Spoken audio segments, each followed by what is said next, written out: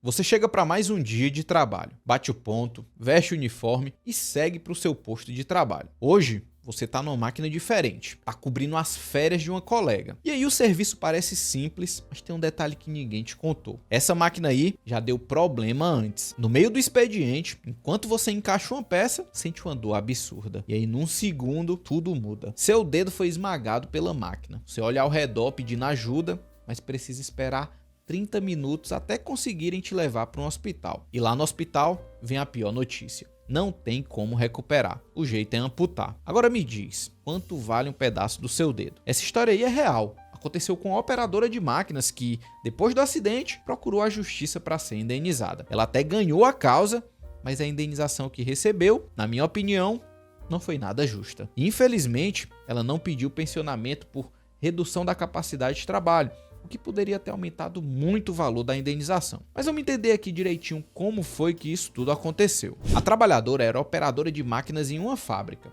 No dia do acidente, ela estava cobrindo as férias de uma colega, ou seja, operando um equipamento com o qual ela não tinha experiência. O trabalho até parecia simples, que era posicionar as peças na máquina para que fossem perfuradas. Mas o problema é que esse equipamento aí não tinha proteção suficiente. E o pior, a empresa já sabia disso. Durante a operação, por motivos que nem mesmo ela conseguiu entender ali na hora, a máquina prendeu o dedo dela e decepou uma parte dele. O desespero foi imediato. E aí vem outro erro grave da empresa. Demoraram mais de 30 minutos para levar ela para o hospital. O resultado? Amputação parcial do dedo mínimo. E não foi só o físico que ficou abalado. Você imagina o impacto psicológico de um acidente assim? A dor, o medo, a insegurança. Sem falar na preocupação com o futuro, porque uma lesão dessas pode afetar a capacidade de trabalho. Diante de tudo isso, ela decidiu buscar seus direitos na justiça. E foi aí que começou a segunda batalha dela. Conseguiu uma indenização justa. Quando entrou na justiça,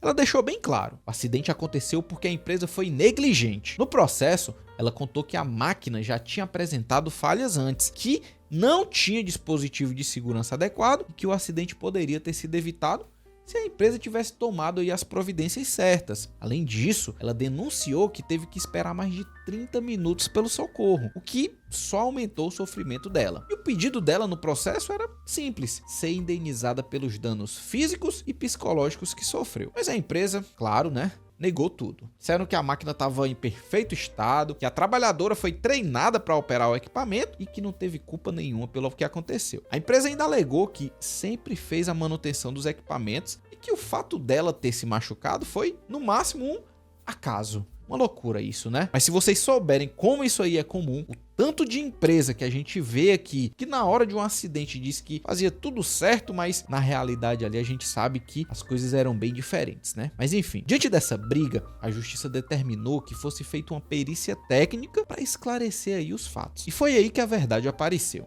O perito foi até a empresa para analisar a máquina e as condições de trabalho dessa pessoa. O que ele descobriu? Exatamente o que a trabalhadora já tinha dito. O laudo apontou que a máquina não era segura. Faltavam proteções básicas, aquelas que evitam que a parte do corpo da pessoa entre em contato com as áreas de risco. Ou seja, o acidente poderia ter sido evitado se a empresa tivesse seguido as normas de segurança. Além disso, o perito confirmou que a máquina não atendia a NR12, que é a norma que estabelece regras para segurança em máquinas e equipamentos. E se a máquina não segue a NR12, a culpa é de quem?